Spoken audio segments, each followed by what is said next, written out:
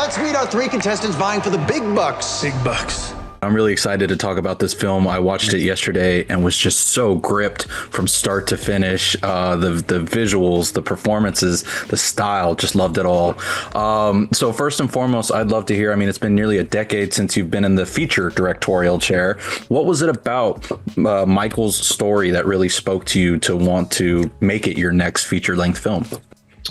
It was the fact that I saw the clip and I could tell that he was hiding something and that he was not showing his real self. I was like, this guy knows something that we don't. And when I started exploring that and finding out more about his life and his character, I thought he would be a great protagonist because he makes really bold decisions. So I'd love to expound on that a little bit then, because one thing that I found so intriguing about this film was how it presented Michael. I mean, you and your co-writer Maggie had this unenviable task of making him someone we almost wanted to root for, but also someone we were suspicious of. What were some of the discussions that you two had in ensuring that that balance was felt throughout the film? Absolutely. Yeah. So I'm glad that you felt that, because that's exactly what the intention was. We wanted everyone to be on this gray zone in which they shouldn't know they should be vouching for the guy or pitying him. So the conversations that we had with Maggie was that we were going to answer 4 questions, which were, what is he doing? How is he doing it? Who really is this guy? And then why did he do it? And then in that order, we structured the movie for it to work like an onion, in which you were peeling layers until you got to Michael's emotional core. It was structured in that way, which we didn't want to expose too much at the beginning. Well, and Michael's such an interesting character too, in that he has this I feel like he's been well reported on, but also still has a lot of secrecy and ambiguity regarding who he was in real life. How much research did you find you did in order to really sort of understand who he was and therefore be able to put that into the script?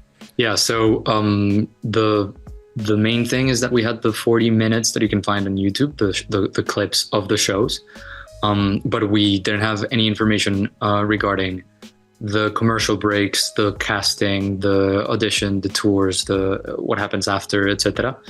And we had the documentary, we had a couple of articles, we had a couple of recorded interviews with him, but we were also lucky enough to have Bill Carruthers Jr., who is the son of the creator of the show, as a creative consultant, and he gave us a bunch of really fun information.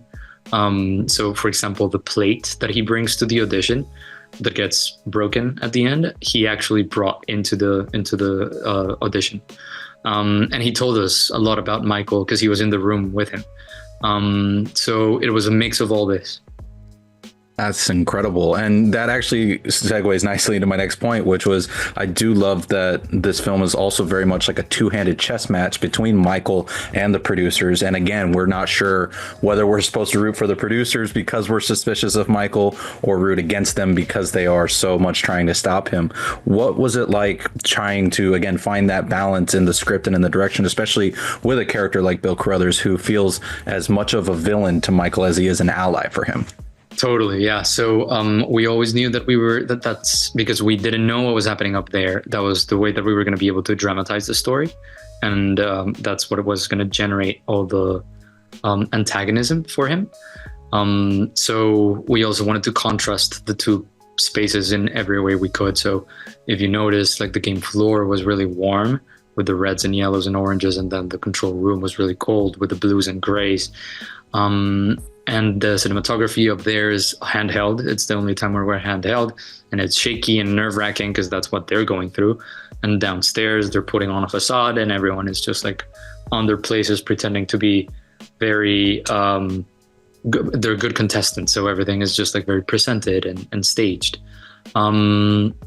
But yeah, those were like the main conversations that we were having in terms of the two spaces. It really does just build that tension so nicely. And I hadn't even caught the difference in the cinematography until you just mentioned that. That's such a great detail that you and Pablo came up with. And so I would love to actually expound on that then and talk about the visual palette of this film, because between the colors, between the sort of modern styling of the cinematography, what were some of the big keys for you, key touches touchstones that you and Pablo discussed about ensuring this still felt like the 80s, even though you were looking through it from a modern eye?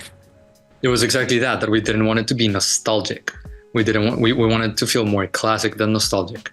So in that way, we went with more of like a traditional color palette, and not such a washed out like 80s look.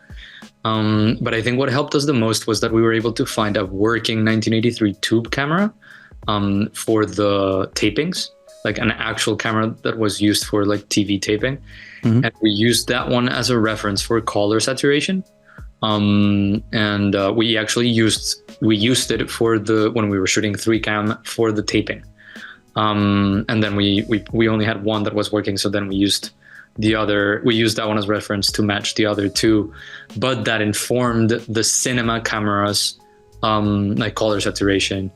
And those were some of the conversations that we had in terms of the cinematography. Well, I like that. Again, it really does ground us in the era without necessarily, like you say, feeling so nostalgic that we're taken out of the seriousness of the story. Now, I did want to talk about the casting. We can't talk about this movie without talking about Paul. And obviously, he looks the part wonderfully. He acts the part wonderfully. But I'd love to hear, this is such a tricky part for an actor to put upon an actor. What was it like finding the perfect person to really bring Michael to life? We got really lucky. We were looking for somebody that came from comedy, because it's such like a crazy thing that happens on screen. And it kind of gives you that like little funny butterflies nervousness in your stomach. Like it's not a laugh out loud thing, but more of like a thrilling thing. But we also wanted somebody that had like dramatic chops so that they could show us the two sides of the balance, like when we're in the commercial breaks and when he's on the phone and all those other moments where we needed a dramatic performance. And Paul was definitely at the top of the list. We had seen Richard Jewell, and just at that point they were airing Blackbird. So when we saw that, we were like, okay, we can absolutely use. We should send it to Paul first. And then the conversations with Paul were about The Onion that I was explaining earlier.